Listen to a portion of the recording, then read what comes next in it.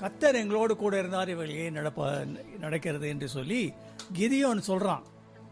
Right? அனைவருடைய வாழ்க்கையிலே பிரச்சனைகள் வரும்பொழுது, கஷ்டங்கள் வரும்பொழுது, பாடுகள் வரும்பொழுது அவங்க என்ன நினைக்கிறாங்க?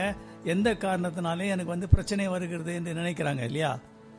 கர்த்தர் எங்களோடு கூட இருந்தால் அற்புதம் நடக்குதுன்றாரு, தலைமையில் கை வச்சு அந்த உன்னை ஆஸ்வதிக்கிறேன்றாரு. ஆனால் இப்படி நடக்குது என்று சொல்லி அதை குறித்து நீங்கள் கவலைப்பட தேவையில்லை.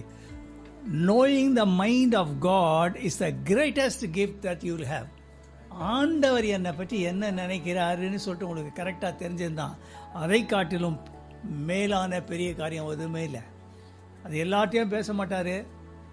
அவர் ஓர வஞ்சனை உடையவர் இல்லை. யார் ரியலாக நேசிக்கிறாங்களோ அவங்கள தான் பேசுவார். ரைட்? இது ரொம்ப முக்கியமான காரியம். பைபிளில் ஜீசஸ் கிரைஸ்டுக்கு முன்னால் எல்லாமே நமக்கு திருஷ்டாந்தங்களாக சம்பவித்தது. தாவீது இப்படி தப்பு செய்தானா நம்ம அதை செய்யக்கூடாதுன்னு எழுதி வச்சிருக்காரு. அவர் பண்ணியிருக்காரு, ஜீசஸ் மன்னிச்சிருவார்ன்றது இல்லை.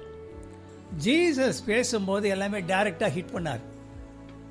ஏன்னா அவர் வந்தார், பேசும்போது பரிசையை திட்டினார், எஸ்லேமாள் ஜூஸை திட்டினார், சில பேர்களை ஆசீர்வதித்தார், சில விதத்தில் உருவாக்கினார். ரைட்?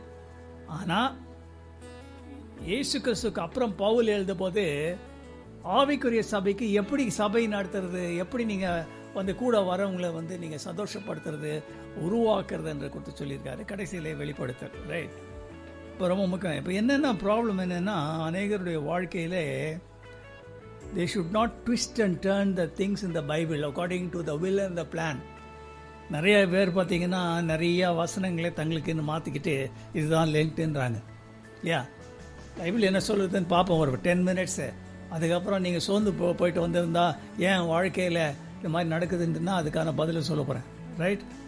ஆண்டவருக்கு கொடுக்குற கனத்தையும் மைமே நீ கொடுக்காம நீ இஷ்டத்துக்கு பணம் இருக்குது அது இருக்குன்னு ஆடிட்டு இருந்தீங்கன்னா அதுதான் ஏன் உன்னுடைய first step towards stoning Jesus இந்த சிலுவையில் அரிக்கிறதுக்கு ஆடும். These things are not cheap. Right? They are not sold in the market. Right? உலகத்தில் பார்த்தீங்கன்னா எல்லாரும் சமாதானத்தை நாடி போகிறாங்க. டெல்லியில் இருக்கிற அதிகாரிகள்லாம் இங்கே வராங்க, எந்த இடத்துல சமாதானம் கிடைக்கும்னு சொல்லிட்டு இங்கே கேரளாவில் நம்பூதிரி பாட்ஸில் கேட்டு போகிறாங்கன்னு சொல்கிறாங்க. ரைட்? இது ரொம்ப ஒரு முக்கியமான காரியம். இயேசு இந்த உலகத்திலே வந்தபோது 2 காரியங்களை செய்தார். ஒன்று, அவர் சமாதானத்தை கொடுத்தார். 2வது என்ன சொன்னார்? உன் வாழ்க்கையில் உன்னை சந்திக்க ஒரு நாள் வருவேன். நான் எல்லாம் சில பேர்கிட்ட சொல்லுவேன், whenever you meet a prophet who can tell to you who you are without asking your name, you are having an encounter with Jesus. If you skip this encounter, this is the end of the story. God will not come, begging with a begging bowl. Right? இல்லை 2 வசனம் வாசித்தாங்க sister. Right? கோழி தன் குஞ்சுகளை சிறைகளை கூட்டி சேர்க்கும் வண்ணமாக நான் எத்தனையோ முறை பிள்ளைகளை கூட்டி சேர்க்கணும் மனதில்லாமல் போனேன், உங்களுக்கு மனதில்லை. இது லேக் ஆஃப் என்டிசியாசம். ஆண்டவர் தேடி வந்திருக்கிறாரியா, ஆனால் உனக்கு மனசு இல்லை. கோழி எப்படி தான் செத்தா கூட பரவாயில்ல, குஞ்சுகளை சேர்க்குற மாதிரி வரேன், உனக்கு இல்லை. அடுத்தது, உனக்கு கிடைத்த இந்த நாளாலும் சமாதானத்துக்கு ஏற்ற விலை அறிந்தால் நலமாக இருக்கும். இப்பொழுது உன் கண்களுக்கு மறைவாயிற்று. There is a peace, but then you are spiritually blind. You are not able to understand what it is all about. Right? 2வது பார்த்தீங்கன்னா, ஆண்டவர் கொடுக்கிற சமாதானம் உலகம் கொடுக்கக்கூடாததும் எடுக்கக்கூடாதுமான சமாதானம். ஒரு ஆமென் சொல்லுங்க. உன் வாழ்க்கையில் 2வது நதி அலைகளை போல கொடுக்குறாராம், அப்படியே ஃப்ளோ ஆகிட்டே இருக்கு சொல்கிறாரு இல்லையா? சீஷர்கள் பயந்து இருந்தபோது உள்ளால் அவர் வந்தார். வந்துட்ட உடனே அவர் என்ன சொன்னாரோ, உனக்கு சமாதானம் உண்டாவதாக என்று சொன்னார். அப்போ சமாதானம் தான் ரொம்ப முக்கியம். அவர் சமாதானத்துக்கு 2வது என்ன சொல்கிறாரு? உன்னை சந்திக்கும் காலம் உண்டு. உனக்கு சந்திக்கும் காலம் இருக்குது. ஜீசஸ் சந்திப்பார், சொப்பன தரிசனம் சந்திப்பார், ஊழியக்காரன் சொல்லுவார். அவக்கான ஊழியக்காரனுக்கு தெரியும் நீ யார், நீ என்ன, நீ எங்கேருந்து வரேன்னு சொல்லிட்டு. ஆண்டவர் சொல்லுவார், ஏய் tell this to this lady, that is encounter in life. நீ சந்திக்கும் காலத்தை விட்டனா, when Jesus encounters you, you show your foot to him. That's the end of the history. யாராக இருந்தாலும் சரி, எந்த இதாக ரைட்? சரி, தேவன் நம்மை சந்தித்திருக்கிறார். அடுத்தது, பைபிளில் பார்த்தீங்கன்னா அநேகருடைய வாழ்க்கையில் சந்திப்பு நடந்தது. அந்த சந்திப்பை பயன்படுத்தினவளே தேவன் ஆசீர்வதித்தார். ஏற்கனவே இப்போ இந்த எஸ்தரை பற்றி கேட்டோம் இல்லையா? எஸ்தருக்கு என்னென்னா, உள்ளே போன உடனே ஏழை பொண்ணவா இவன் செக்யூரிட்டி கார்டு. அவன் உள்ளே போன உடனே அவனுக்கு நல்லா எல்லாமே கிடச்சிருக்கோம் இல்லையா? ரொம்ப சந்தோஷமாக இருந்திருப்பா. மொர்தெகாய் சொல்கிறான், நீ உன் மூலமாக ரட்சிப்பு வரலன்னா வேற யார் மூலமாக வரும், அதை நினச்சிக்கோ. பேர்னிங் புஷ்ல மோசஸை பார்க்குறாரு. பார்த்த உடனே அவர் என்ன சொல்கிறாரு, நீ அவன் பார்வன்ட்டு போகணும் பண்ணுறாரு. சரின்னு சொல்லிடுறான். அப்போது அவன் ஏற்றுக்க மாட்டான். ஆண்டவரை, நான் அங்கேருந்து தான் நான் வந்தேன் 40 வருஷம். சொல்கிறான், எபிரேயரின் தேவன் உங்களை சந்திச்சாருன்னு சொல்லி. உன் வாழ்க்கையில் இது நான் சொல்கிறது வந்து நோட்ஸ் எடுக்கிறவங்க யாத்திராகமம் 5:3 இருக்குது, ரைட்? உன் வாழ்க்கையிலே சந்திப்பு இருந்தால்தான் எய்ப்திலிருந்து விடுதலை. ஒரு ஆமென் சொல்லுங்க. அப்போது ரெண்டாவது வந்து ஜீசஸ் வந்த உடனே லூக்கா 7:14 சொல்கிறாங்க, எல்லாரும் பயமடைந்து மகா தீர்க்கதரிசியானவன் நமக்குள் தோன்றி இருக்கிறார் என்றும் தேவன் மக்களை சந்தித்தார் என்றும் தேவனை மகிமைப்படுத்தினார்கள். இது செய்யாததுனால தான் ஓசன்னா ஓசன்னான்னு பாடி அடுத்த வாரம் அவரை சிலுவையில் இருந்தாங்க. நீ வந்து you have to choose between Parabas and Jesus. இப்போ வந்து உன் வாழ்க்கையில் இயேசுவை நேசிக்கிறாயா இல்லைன்றது உன்னுடைய ஆட்டிடியூடை பொறுத்தது. Now I'm going to tell you something scientifically, right? Your attitude is the sum total of your mindset and your thought processing. இயேசுவை குறித்து என்ன காரியம் உன் உள்ளத்தில் பதிஞ்சிருக்கு, அதை குறித்து உன்னுடைய மைண்டு என்ன பார்த்து சொல்லி உனக்கு வந்து விமர்சனம் பண்ணதோ அதுதான் ஆட்டிடியூட். உன்னுடைய ஆட்டிடியூட் சரியில்லைன்னா இயேசுவை நீ என்றைக்குமே மதிக்க மாட்டேன். புரியுதுங்களா? இது ரொம்ப ஒரு முக்கியமான காரியம், ரைட்? யூதாஸ் சொன்னா இல்லையா, யூதாஸ் வந்து இயேசுவை காட்டி கொடுத்துட்டான். நீங்கள் பைபிளை நல்லா வாசித்து பார்த்தீங்கன்னா யூதாஸ் நெவர் கால்ட் ஜீசஸ் ரபி, இல்லை சாரி லார்ட். யூதாஸ் அவரை ஆண்டவரேன்னு சொல்ல. ஆண்டவர்னா யாருங்க? சாரா சொன்னா இவன் ஆண்டவனேன்னு சொன்னான்னா ஆண்டு கொண்டவன், அதான் ஆண்டவன். யூதாஸ் சொல்ல எல்லாரும் சொல்கிறான், இவன் முதலேருந்து சொல்கிறான் நீங்கள் வந்து என்னை மாஸ்டர்ன்றான். அதான் காட்டி கொடுத்துட்டான். உன்னை பார்த்தாலே தெரியும் எந்த இடத்துல உனக்கு முடிவு போய் சொல்லிட்டு. ரெண்டாவது, உன் வாழ்க்கையில் நீ சிந்திச்சு ஆண்டவர் எனக்கு என்ன செய்திருக்கிறார், இயேசு இல்லாவிட்டால் நான் என்னவா இருந்திருக்க முடியும்னு நினைக்கணும். நீ கடந்து வந்த உபத்திரவத்தின் பாதையிலே சாத்தான் அப்படியே ஒரு பூவை கசுக்கிற மாதிரி கசுக்கி தூக்கி அடிச்சிடுவான். ரெண்டாவது, if you don't show any interest in him, he will not come with a begging bowl. ப்ளீஸ்மா உன் வாழ்க்கை எனக்கு கொடுக்க சொல்ல மாட்டார். Don't be misled. Nobody is indispensable to Christ kingdom. தெரிஞ்சுக்கோங்க. நீ இல்லைன்னா யாரும் இல்லை, என்னுடைய சபை நடத்த முடியாது, எனக்கு வந்து பாட்டு நினைக்காத. அப்படி தூக்கி போட்டுருவாரு. அதெல்லாம் அந்த பெக்கிங் ஜீசஸ்லாம் இல்லை. வாழ்க்கையில் சுயம் சாகணுங்க. இது ரொம்ப கஷ்டமான மேட்ரு. இது சொன்னால் உங்களுக்கு கஷ்டமாக இருக்கும். சுயமென்னில் சாம்பலாய் மாற சுத்த ஆவியை அனல் மூட்டும். நான் அல்லன்னு நினைக்கணுங்க, அதாங்க சுயம். யாரெல்லாம் சுயமாக பேசினாங்களோ, லூசிஃபர் பேசினா விழுந்தான் 5 வாட்டி. எலியா அதே 5 வாட்டி சொல்கிறான், அவன் விழுந்தான். அது பார்த்தீங்கன்னா நீங்கள் என்னதான் சுயமென்னில் சாம்பலாய் மாறன்னு சொன்னாலும் அது மாறாது, அப்படியே இருக்கும். No room, no time for Jesus, no enthusiasm for Jesus is showing your foot to Jesus. No room, time for Jesus and enthusiasm is showing like a foot to Jesus. உன் கால அட்டவணையிலே வாரத்தில் 7 நாளும் நீ திட்டம் போட்டு விட்டு தேவனுக்கென்று நீ நேரமும் காலமும் ஒதுக்காவிட்டால் you are a selfish person crucifying Christ. இரண்டாவது, நீ உலகத்திற்கு என்று செய்யும் யாவும் உன் ஆத்மாவை நஷ்டப்படுத்தும். You drift away from the world, Jesus toward world, your soul is getting perished. Jesus அந்த காலத்தில் ஒரு வார்த்தை யூஸ் பண்ணுறாரு, எக்ஸ்சேஞ்சின்னு. எக்ஸ்சேஞ்ச் இஸ் பிஸ்னஸ் டேர்ம்ஸில் MBA படிக்கிறோம்னு சொல்லுவாங்க இல்லையா, entrepreneur, right? Paradigm shift, exchange, இதெல்லாம் வந்து அந்த பிஸ்னஸ் இது. Exchange of my soul. யோவான் போகிறாரு, ஏசபேலுடைய த்ரோனை பார்க்குறாரு. பைபிளில் போய் படிங்க வீட்டில். பார்க்குறாரு, பார்த்தா 4 விதமான மக்களுடைய சோல்ஸ் இருக்குது. முதல் ரோலில் இருக்கிற சோல்ஸ் எல்லாம் பார்த்தீங்கன்னா வெள்ளி பொண்ணில் வந்து வியாபாரம் செய்து தங்கள் தோலை எக்ஸ்சேஞ்ச் பண்ணி ஏசபேல்கிட்ட விற்றவனுங்க. ரெண்டாவது பார்த்தீங்கன்னா வெள்ளி பொண்ணில் இருக்கிறவங்க பிஸ்னஸ் பண்ணுறான். மூணாவது எதில் இருந்தாக்கா வாசனை திரவியங்களில். லாஸ்ட்டில் வந்து பார்த்தீங்கன்னா ஆடு மாடுன்றது சாதாரண business. when you go and do business against the will of God, not allocating time, you are exchanging the soul to Jezebel. உன்னுடைய கால்லாம் அந்த முடிஞ்ச உடனே பார்த்தீங்கன்னா தேவதூதன் வந்து அப்படியே தடுறான். அவளை கேட்கவே இல்லை, இவங்க பேருக்கு நியாய தீர்ப்பு கிடையாது, தள்ளுடா உள்ளதுன்னு சொல்லிட்டு.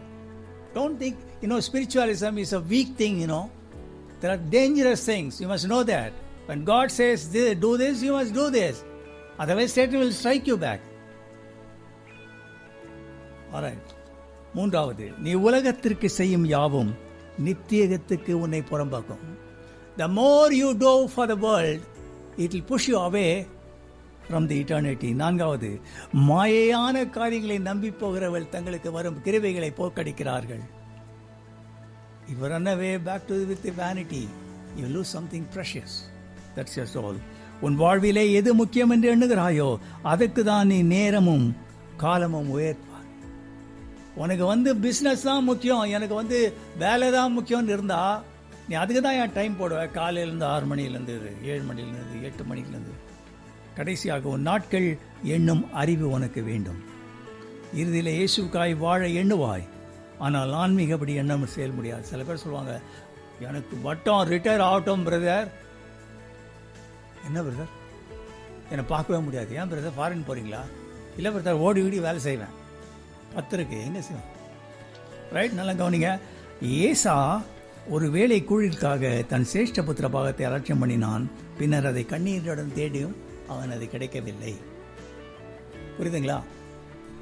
ஏசா அதை கண்ணீருடன் தேடினான். அந்த காலத்தில் சேஷ்ட புத்திரா, இப்போ இந்த காலத்தில் லெட்ஜர் கட்ஜர் சரியில்லை.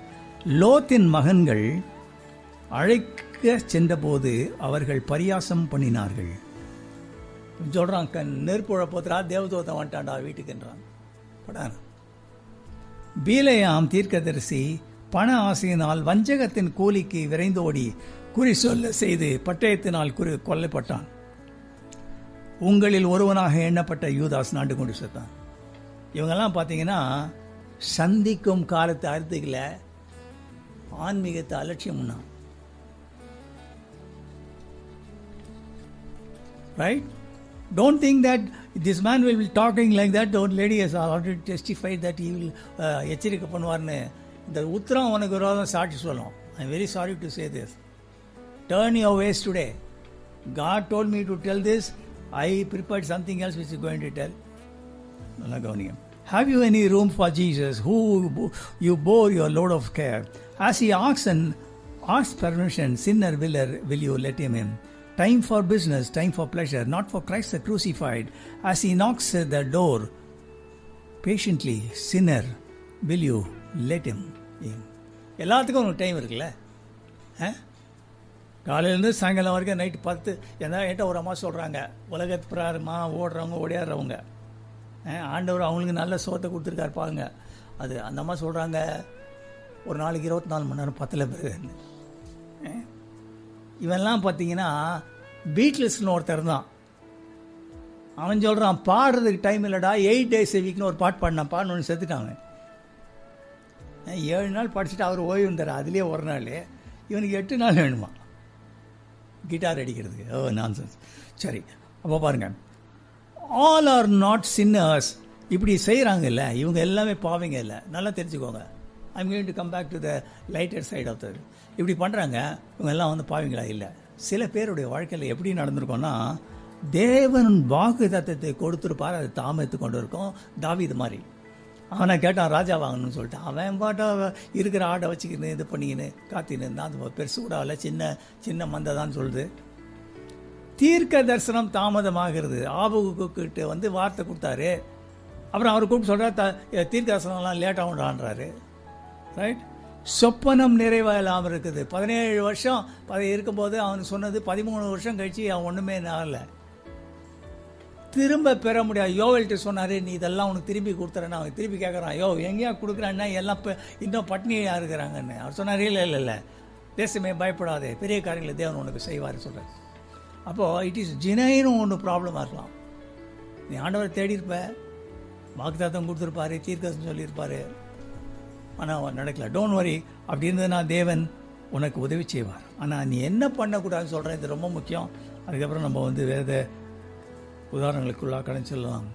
இனி எனக்கு ஆன்மீகம் வேண்டான்னு சொல்லாத, குவிட்ஸ்ன்னு சொல்லாத.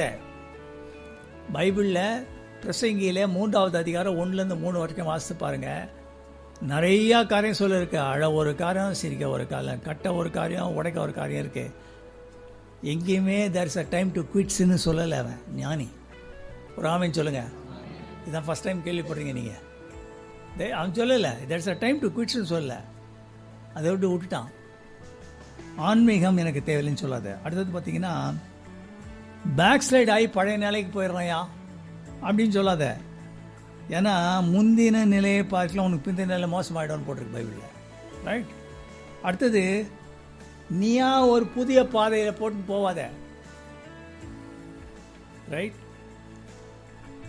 4வது எஸ்கேப் ரூட்டுன்னு சொல்கிறாங்க இல்லையா, தண்ணி, போதை, மாத்திரை, டிப்ரெஷன், லோன்லினஸ், மூட் ஸ்விங்கில் போய் மாட்டிக்காத.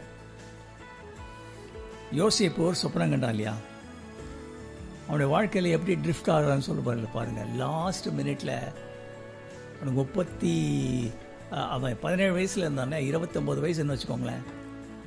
அப்போது பணப்பாத்திரக்காண்டி சொல்கிறான், இந்த இடத்துல இந்த கடுமையான பிரசனில், ராஜாவுக்கு துரோகம் செய்கிறவன் பிரசனில் இருக்கிறதுக்கு என் வாழ்க்கையில் பெரிய தப்பு எதுவும் செய்யலை, அதனால் நீ போகும்போது என்னை நினச்சிக்கோன்றான்.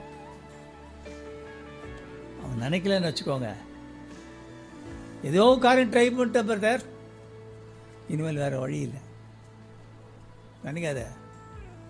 2வதாக பெதஸ்தா குளத்தில் ஒருத்தர் தான். அவன் என்ன பண்ணான், ஸ்லோவாக பேக் ஸ்லைடிங் ஆகிட்டான். ஏன்னா ட்ரை பண்ணலாம் முடியல. கடைசியில் ஒரு இடத்துல போய் ஸ்டேஷனரி ஆகிட்டான். ஏன்னா அங்கே இருக்க அத்தனை பிச்சைக்காரங்களுக்கும் சாப்பாடும் காசும் கொடுக்கணும்னு யூதருக்கு கட்டளை. அவனால் he was assured of his ration. என்ன சொல்கிறான், ஒரே வாரத்தில் சொல்லிட்டான், சார் இது எனக்கு கொண்டு போய் விடுறதுக்கு ஆள் இல்லை. சில பேர் சொல்லுவாங்க தெரியுமா, எனக்கு அதெல்லாம் சொல்லிக் கொடுத்தா செய்துருவேன் பத்தார், எங்கள் சர்ச்சில் சொல்கிறதே இல்லை. சரி, பைபிளை படி, பைபிள் தான் நமக்கு யாட் ஸ்டிக் இல்லையா? சரி, 3வது பாருங்கள், சாராள் என்ன பண்ணால், ரைட், சரியான வேளையில் அதுக்கு ஈக்குவலண்ட்டாக ஒன்று உண்டாக்கிட்டான். அவன் பேர் இஸ்மவேல். நீங்கள் பாருங்களேன், ஜூஸ் நிறைய இருக்காங்க, சுற்றி 12 முஸ்லீம் கண்ட்ரிங்க அவன் சூழ்ந்துன்னு இருக்காங்க. அதை கொடுத்து கூட நம்ம வாசம் இல்லையா, எல்லாரும் சுற்றிக்குவாங்கடா ஒன்றுன்னு சொல்லிட்டு. அடுத்தது பாருங்கள், 10 கன்னிகை, எண்ணெய் வேணும், தண்ணி வேணும், ரைட்? எண்ணெய் போய் தண்ணி உங்கள்கிட்ட இருக்குது, எண்ணெயை போய் நீங்கள் விற்கிறவன்ட்ட வாங்கிக்கோங்கன்னு சொன்னீங்கன்னா, நம்ம என்ன விற்கிறோமா? இல்லை, அதுக்கு வழி காட்டுறோம். நம்ம விற்கிறவங்களுக்கு மாதிரி வழி காட்டுறோம். அதாவது என்ன அர்த்தம்னு சொன்னீங்கன்னா, இதை விற்கிறவங்கள்ட்ட வாங்கிக்கோங்கன்னா என்னென்னமோ தவறாலாம் சொல்கிறாங்க. விற்கிறவன்ட்ட வாங்கிக்கோன்னா you have to pay a price. ஒரு ஆமேன்னு சொல்லுங்கள். ஒரு ப்ரைஸும் பண்ணாத, எதுவுமே செய்யாத. எனக்கு எண்ணெய் ஊற்றிச்சிங்க பார்த்தா ஒரு ஜாரில் ஊற்றி கொடுத்துருங்க, அப்பப்போ வேணா ஊற்றிக்கிறேன். Doesn't work that way. உன்னுடைய வாழ்க்கையிலே ஆண்டவர் உன்னை அழைக்கும் பொழுது இதுக்காரும் நீங்கள் அவரை ஸ்னப் பண்ணியிருந்தாலும் ஒரு விமர்சனம் சொல்ல போகிறேன், ரைட்? நம்ம வாசித்த காரியங்களை நல்லா கவனிச்சிருப்பீங்கன்னு நினைக்கிறேன். ஒருத்தன் என்ன பண்ணுறான்னா, செல்ஃபிஷாக என்ன பண்ணுறான், அவனுடைய திங்ஸ் எல்லாம் எடுத்துன்னு போயிட்டு வீட்டு பக்கத்தில் வச்சு அவன் என்ன பண்ணுறான், திராட்சை ரசம் அரைக்கிற இடத்துல இது போர் அடிக்கிறான், வின்னோயிங்னு சொல்லுவாங்க இல்லையா, அதெல்லாம். அப்போது இவனுடைய வாழ்க்கையில் இவன் செல்ஃபிஷ், ரைட்? அதான் இது கம்ஃபர்ட் ஜோன். கம்ஃபர்ட் ஜோனில் இருக்கவங்களாம் பாவிங்க கிடையாது. Let me continue the way in which I am living, which is not hurting me or anybody. புரியுதா? அப்படியே இருந்துக்கிறேன். ஒரு டைமுக்கு போனேன், சர்ச்சுக்கு போனான், அங்கே வந்தேன், ஒரு பண்டிகை, ஒரு இது எந்த காலம், is living in comfort zone.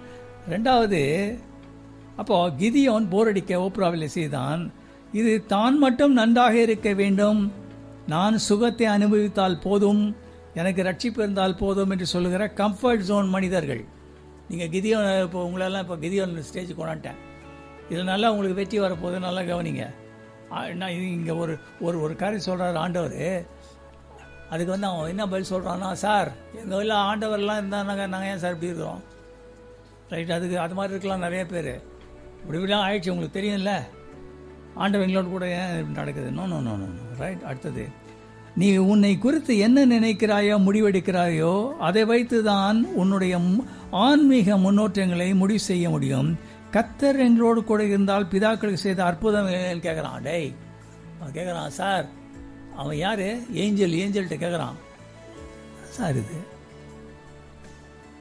வீட்டுக்காரனால பிரச்சனை, ஒய்ஃப்னால பிரச்சனை, வீட்டுனால பிரச்சனை, பொண்ணுனால பிரச்சனை, மருமகனால பிரச்சனை, மகனால பிரச்சனை. நோ நோ நோ ஆண்டவரே, இதெல்லாம் வந்து ஜீசஸ் எனக்கு ஆண்டவரை ஸ்னப் பண்ணுறான். அப்போல்லாங்க அற்புதம் நடந்தது எங்கள் தாத்தா சொன்னார். ஒன்றுமே இப்போ நடக்கலையே. என்ன பண்ணானுங்கன்னா, இவங்க நல்லா வந்து தானியம் விளையும் போது அவங்க வந்து அறுத்துட்டு போயிட்டாங்க. வருஷக்கணக்காக சேர்ந்துக்கிறான். இதனால் சேஃபாக வந்துட்டான் இவன், ரைட்? அடுத்தது பாருங்க, அவனை பார்த்து சொல்கிறாரு, ஏய் பயங்கர பராக்கிரமசாலியே அப்படின்றாரு. அவன் திரும்பி பார்க்குறான், யார் அது? ஏய் நீ தாண்டா நானும் ஆண்டவரே, நானே என்னுடைய விவசாயத்தெல்லாம் விட்டுட்டு இங்கே வந்து ஒழிஞ்சின்னு இருக்கிறேன், என்ன போய் பயங்கர பராக்கிரமசாலின்னு சொல்கிறீங்களா சார் அப்படின்றான் இல்லையா? அடுத்தது பாருங்க, அவனை ஒரு பயங்கர பராக்கிரமசாலி ஆக்குறாரு.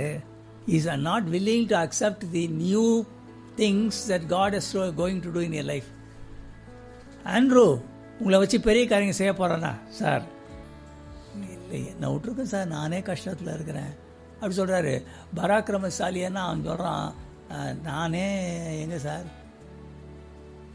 இல்லை நீ தாண்டா பயங்கரமசாலி, நீ போய் சண்டை போடணுன்றான். அவன் சொல்கிறான், சண்டை போடுறதுக்கு பயந்துதான் நான் சார், நான் விவசாய இடத்துல இங்கே வந்து ஒழிஞ்சின்னு இருக்கிறேன், என்ன போய் பயங்கர பராக்கிரமசாலியாக்குன்றான் இல்லையா? ரைட். அடுத்தது பாருங்கள், புதிய திட்டங்களை ஏற்றுக்கொள்ள அவன் விரும்பலை. அடுத்தது, தேவன் அழைப்பை கொடுக்குறாரு. அவன் சொல்கிறான், ஏதாவது அடையாளம் காட்டுங்க. நான் வந்து ஆரம்பித்து போன பிறகு என்னை வந்து கை விட்டிங்கன்னா நான் என்ன சார் பண்ணுறது? தெரியாத ஊரில் போய் மாட்டிக்குவேன் அப்படின்றான்.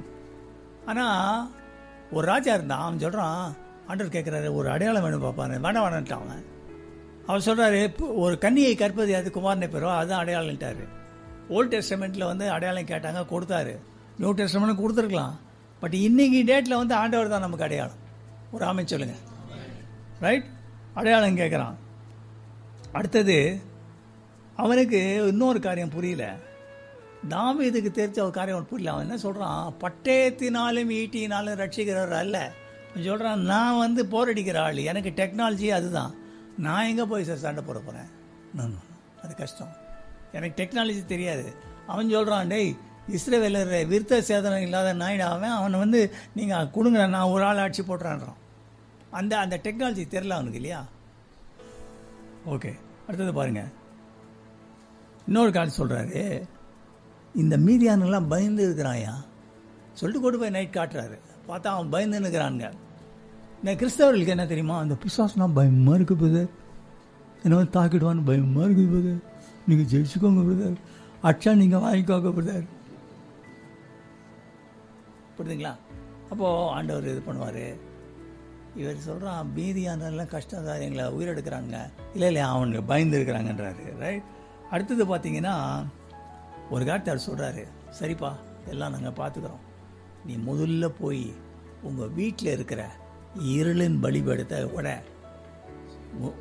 அதை உடைச்சிட்டு நீ உன்னுடைய பலிபீடத்தை ஆரம்பி. லெனார்ட் ஏப்ரஹாம் சொல்கிறாரு, நீ இன்றைக்கி போய் போராடி ஜெபிக்க ஆரம்பித்தா உன் வீட்டில் ஏற்கனவே இருக்கிற இருளின் கிரியைகள் உன்னை அடிக்கும். நல்லா தெரிஞ்சுக்கோ. நிறைய பேருக்கு அது தெரிய மாட்டேது. ஒரு பெண்ணு போய் ஒரு இந்து கல்யாணம் பண்ணி வீட்டுக்கு வந்தான்னா சாபம் வந்துடும், நிரந்தரமாக இருக்கும் அந்த சாபம். உபாகமத்தை வாசித்து பாருங்க. ஒரு பையன் போய் ஒரு இந்து கொண்டாந்து வீட்டில் வச்சிட்டானா, ஒரு முஸ்லீமை கொண்டாந்துட்டா நிரந்தர சாபம் அது. அது போகாது. அதை நீ வெளியே அமுக்குனாதான் நீ வந்து ஜெபிக்க முடியும். இருளின் படிவெடுத்தை நீ உடைக்கணும். இன்னைக்கு எல்லா இருளின் படிவெடுத்தை உடைக்க போகிறேன். நீங்கள் உங்களால் செய்ய முடியாது. when I say certain things, எல்லாம் இருளின் படிவில் உடையும். நீ அதுக்கப்புறம் ஜெபிக்க முடியல, எனக்கு அப்படியே ஏதோ அமுக்கிற மாதிரி இருக்கெல்லாம் இருக்காது. இனிமேல் நல்லா ஜெபிப்ப, நல்லா விடுதலையோடு ஆமைன்னு சொல்லுவேன். சில வேளையில் நல்லா இருக்க, சில வேளையில் நல்லா இல்லைன்னு சொல்ல மாட்டேன். ஸோ இவ்வளோ காரியம் சொல்லி கொடுத்துட்டாரு வித்தின் ஷார்ட் டைம். யாருக்கு? அப்போது இவன் என்ன பண்ணான், he snubbed an angel saying that அந்த அதெல்லாம் நடக்காது சார். இந்த பழைய காலத்துல எல்லாம் எங்கள் தாத்தா பாட்டிலாம் நிறையா எய்த்தியரை பற்றிலாம் சொன்னாங்க. ரைட், சரி. இப்போ நம்ம என்ன செய்யணும் இல்லையா? 3 காரியம் செய்யணும். ஒன்று, உன்னுடைய தீவெட்டி எரிய வேண்டும். அன்று பாட்டு பாடினார், டிஎஸ் ஆர் லாங்குவேஜ் காட் அண்டர்ஸ்டாண்ட்ஸில். அந்த பாட்டுடைய வசனம்லாம் இருக்குது. நீங்கள் இன்னொருத்தர் கூட யாரோ சொன்னாங்க அது மாதிரி. ரைட், உன்னுடைய கேண்டில் பிரகாசிக்க வேண்டும். யோபு சொல்கிறான், there is a light in my heart, it is a கேண்டில்னு இங்கிலீஷில் போட்டிருக்கு, தமிழில் தீபம்னு போட்டிருக்கு. அது அதிகமாக பிரகாசிக்க வேண்டும்.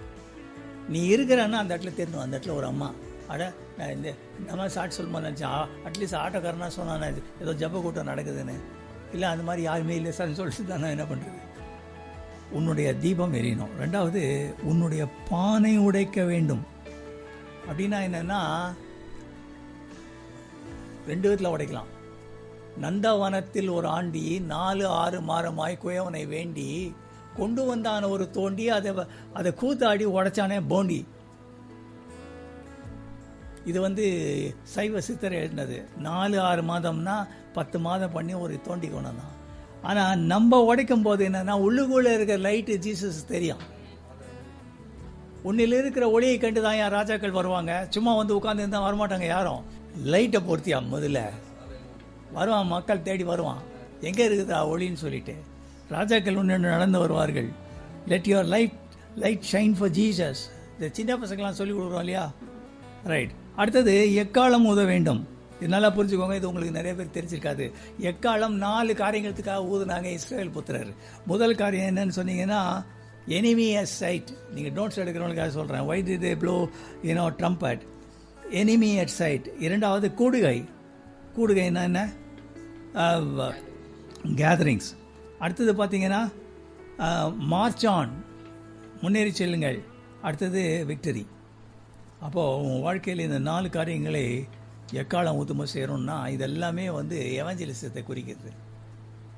அப்போது உன்னுடைய தீவெட்டி எரிய வேண்டும், உன்னுடைய பானை உடைக்கப்பட வேண்டும். பானை உடைக்க வேண்டும்ன்றால ஏதாவது உடச்சிட்டு இருக்காதீங்க. எங்கே இதெல்லாம் பார்த்து சொல்ல வேண்டியதாக. பவுல் சொல்கிறான், நான் அவனுக்காக செலவு பண்ணப்படவும் விரும்புகிறேன்றான். ஒன்று காசு, ரைட். 2வது செலவு பண்ணப்படவும்ன்றது அவன் சரீரம் சொல்கிறான். எல்லாம் உடச்சிட்டாங்கயா, தழும்பெல்லாம் இருக்குது பாருங்க அப்படின்றான். அநேக தழும்புகள். சில பேர் பார்த்தீங்கன்னா, அது என்னவோ தெரியல பிரதர், லாஸ்ட் டைம் வந்தேன்ல, காலில் உங்கள் வீட்டு வாசல் அடிப்பட்டது பார்த்தா ஆறவே இல்லை, அதனால தான் வரவே இல்லைன்னு ஒன்று. ஆடே சரி, ஓகே. அப்போது முடிக்க போகிறேன், நல்லா கவனிங்க. உன்னை ஆண்டவர் சந்திச்சிட்டாருன்னா என்ன நடக்கும்னு சொல்லிடுறேன், முடிக்க போகிறேன். புதிய சிருஷ்டியாக உன்னை மாற்றுவார். ஒரு ஆமென் சொல்லுங்கள். எடுபடாத நல்ல பங்கை உனக்கு கொடுப்பார். மரியாதை தானே தெரிஞ்சுக்கொண்டா, நல்ல பங்கு. 3வது என்ன பண்ணுவாராம், தாளந்துகளை கொடுத்துருப்பாரு, அதை பயன்படுத்துறதுக்கான கதவை திறப்பார். ஒரு ஆமென் சொல்லுங்கள். கதவு திறக்கலன்னா எப்படிங்க? யாராவது கதவு திறக்கணும் இல்லையா? அடுத்தது, he will help you to prioritize your priority. அதாங்க லைஃப்பில் room for pleasure, room for business. Take my life and let it be consecrated, my Lord, to thee. Take my moments and my life, let them flow in ceaseless way. No. ஆண்டவருக்காக நீ காரியங்களை செய்யணும், தேவன் உன்னை ஆஸ்வதிப்பார். Right, நல்லா கவனிங்க நான் சொல்கிறத. ஆண்டவர் உன்னை எங்கு வைக்க வேண்டும் என்று விரும்புகிறாயோ அந்த இடத்துல நீ இருந்து அவருக்காக ஊழியம் செய்தால் நிலைவரமாக இருப்பாய். நல்லா கவனிங்க. I'm going to close. This is the last thing. ஒரு என்விரான்மெண்ட் ஆண்டு ரொம்ப முக்கியம். மரத்தை எடுத்து அவர் எங்கே வச்சார்? சாண்டில் வச்சார் இல்லையா? ஃபிஷ் எடுத்து எங்கே வச்சார்? தண்ணியில் விட்டார். காக்காவை பறவை என்ன பண்ணார்? பாடியை லைட் பண்ணி மேலே பறக்க வச்சார். மனுஷனுக்கு natural environment is the presence of God. So அந்த என்விரான்மெண்ட்டில் இருக்கலான்னு நீ தழைக்க மாட்ட. Sorry for being blunt. உனக்கு natural environment is the presence of God. உன் வீட்டில் பிசாசு வருதுன்னா உன் வீட்டில் பிரசன்ஸ் ஆஃப் காட் இல்லைன்னு அர்த்தம். உன்னுடைய வீட்டில் பிரசன்ஸ் ஆஃப் காட் இருக்கணும். பாட் போடு, அங்கே நல்லா ஆவிக்குரிய பாட் போடு. ரைட், போட்டுக்கிட்டே இரு. அந்த சத்தத்தில் அது இருக்காது. Right, the presence of God is very vitally important. சத்தம் போட்டு பைபிள் இது எங்கே இந்த பைபிள்னு வச்சுக்கிறான் ஆப், அதில் சத்தியமாக போட்டு விடு. வரமாட்டான். எப்படி வருவாயா? வரமாட்டான். உன்னுடைய வாழ்க்கையிலே உன்னுடைய நேச்சுரல் என்விரான்மெண்ட்டில் சாத்தா உன்னை அட்டாக் பண்ண முடியாது. தேவன் உன்னை கிதியோனாக படைத்திருக்கிறார். அவன் ஒரு மகா பெரிய வெற்றியை போட்டான். ரைட், இவனுக்கு வேலையே இல்லை. எல்லா காரியங்களும் அடிச்சு தள்ளிட்டாங்க. ஆண்டவர் தேவதூர் அடிச்சு தள்ளிட்டாங்க. இயேசு உனக்காக எல்லாத்தையும் செய்து முடிச்சிட்டாருப்பா. நீ ஏன் போய் சண்டை போடுற மாதிரி பயந்து நிற்கிற?